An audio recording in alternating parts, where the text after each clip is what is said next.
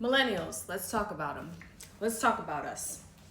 All right, this is a millennial. You know what makes a millennial different than every other generation ever in the world? Is that when the internet and the digitization of the world was happening, we were at the most neurologically vulnerable. Why do I say that?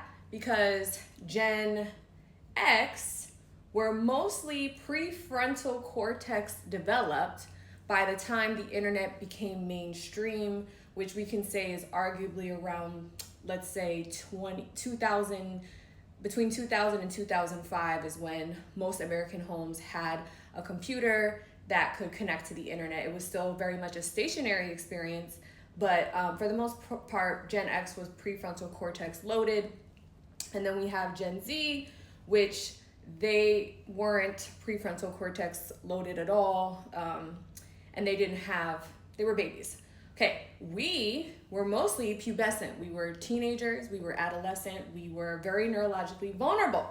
And we were adopting internet behaviors based on social media platforms that were also built by mostly more like zillennial aged people, but mostly socially awkward men and that were very young.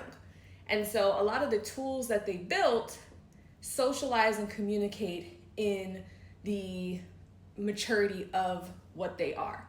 And we are kind of split.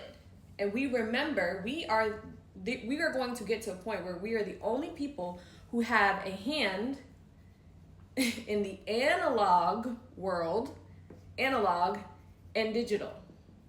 And that's what makes us very different. I know we're very cocky and we like to boast, but this is part of why, because we have a hand in both worlds.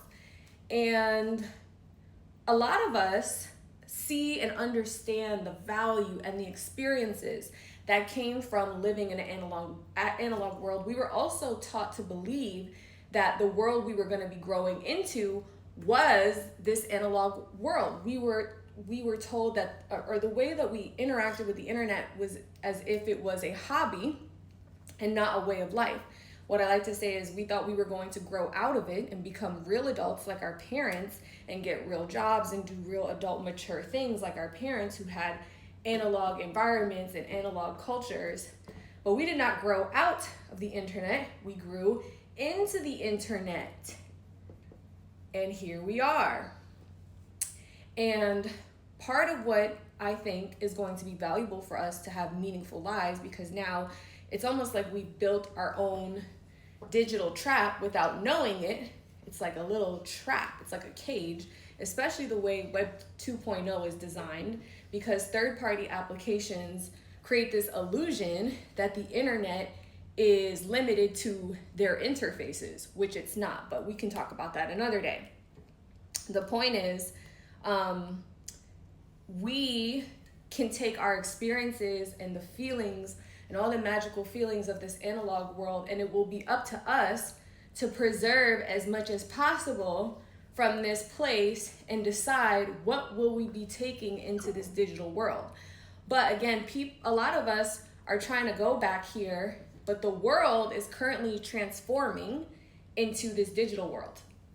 So it was a little easier to step back into the analog world even 10 years ago because there was more of it there still. Yesterday I parked my car. I had to use a QR code to park my car. Okay, I have a Tesla. I have to use my phone to even get in my car. I have to use my phone to park my car, to get in my car. We have our wallets and our phones. Even the term phone is greatly antiquated. I don't think we should call it a phone anymore. It's a computer. It's a hypercomputer. Actually, we hate phones. We always brag about how we don't want people calling us or FaceTiming us. So anyway, this is my very articulate illustration of how we are kind of split in half uniquely. And because we adopted the internet at a neurologically vulnerable age, we have a very interesting relationship with it. There'll be more to come.